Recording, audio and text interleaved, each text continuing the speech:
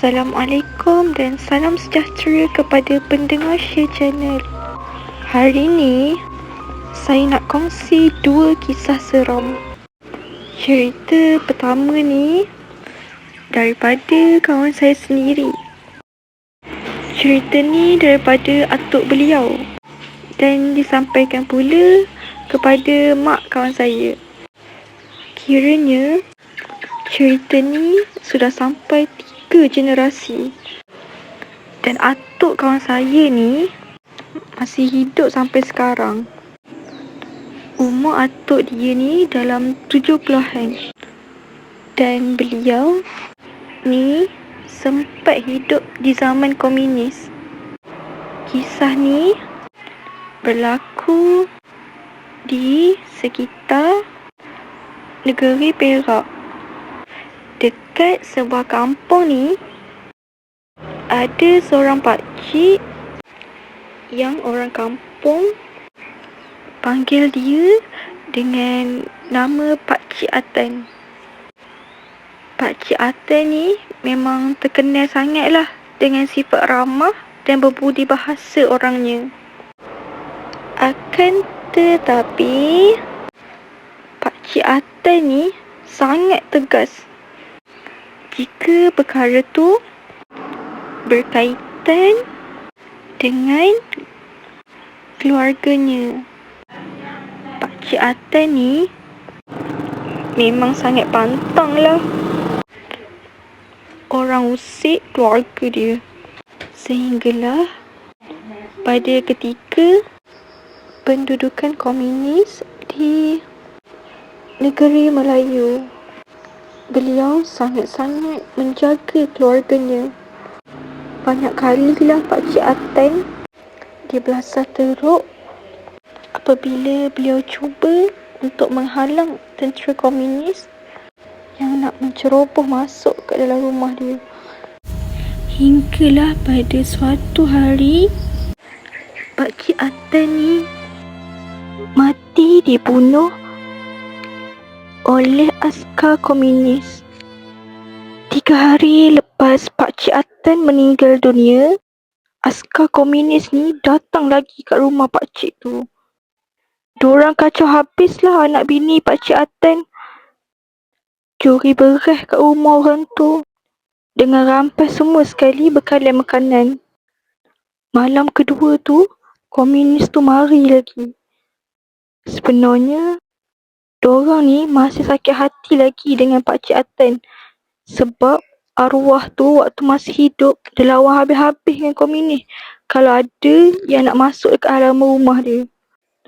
Malam tu macam biasalah, diorang datang sepakan rumah semua. Lepas tu diorang pun keluar.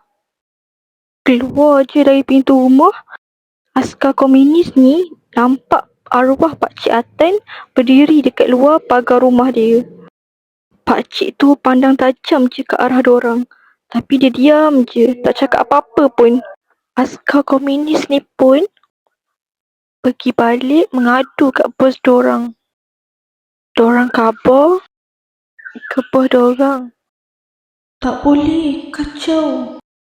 Itu rumah pakcik tu sudah mati. Hidup semula. Tapi bos diorang ni langsung tak percaya. Malam esoknya lagi, bos komunis ni hantar askar lain ke rumah arwah Pakcik Atan. Baru je sampai kat pagar rumah arwah, diorang nampak ada orang tua naik basikal keliling rumah. Dia pusing banyak kali, tak berhenti-henti pun. Sayup je dengar orang tua tu cakap, "Aku akan terus jaga keluarga aku. Aku akan terus jaga keluarga aku." Dia duk ulang-ulang yang tu je lah sambil bawa basikal. Askar komunis yang nampak tu terkeduh tengok. Tiba-tiba ada salah seorang komunis ni bersuara, "Ini pakcik sudah kasih tembak kepala dia hari tu. Apa pasal tak mati-mati lagi?" Apa lagi yang lain dengar tu, terus lari bertempiaran. Memang macam orang tak cukup tanah lah dia orang lari. Lepas je peristiwa tu, memang tak ada seorang pun askar komunis yang berani ganggu rumah pakcik tu. Kalau diorang ronda kampung malam-malam, memang akan nampak lah yang serupa arwah Pakcik Aten naik basikal keliling rumah dia. Perkara ni berlarutan sehinggalah komunis menyerah diri dan mundur dari tanah Melayu. Mungkinlah yang jaga keluarga Pakcik Aten ni saka belaan yang menyerupai beliau.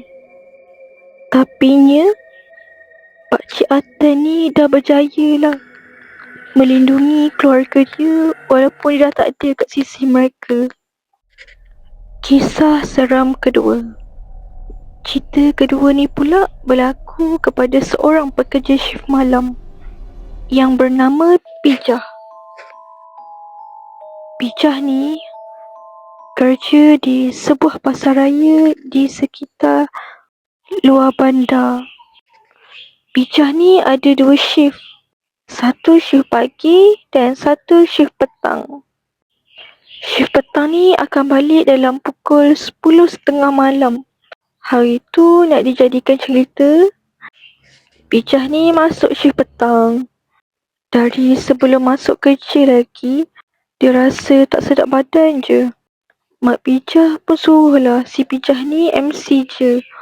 Tapi sebab Pijah ni malas nak ke klinik, dia pergi kerja macam biasa. Pijah pun buat kerja dia sampailah pukul 8 tu. Tiba-tiba dia rasa tak sedap hati. Pijah rasa macam dia tak kena je. Tepat jam 10.30 malam, Pijah pun punch card keluar. Pijah ni pergi kerja naik motor. Rumah dia pun taklah jauh mana dengan tempat kerja. Ambil masa dalam 15 minit nak sampai. Tapinya, jalan ke rumah Pijah memang kelilingan dusun dan ladang getah. Jalan situ pun bukan main gelap. Ada yang ada lampu jalan. Ada yang memang kena bergantung sepenuhnya lah kat lampu motor. Maklumlah jalan kampung. Boleh kata agak seram jugalah nak balik tu. Tapi Pijah ni dah biasa. Sebab dari kecil memang jalan tu je lah jalan nak ke bandar utama. Pijah pun mula bergerak balik.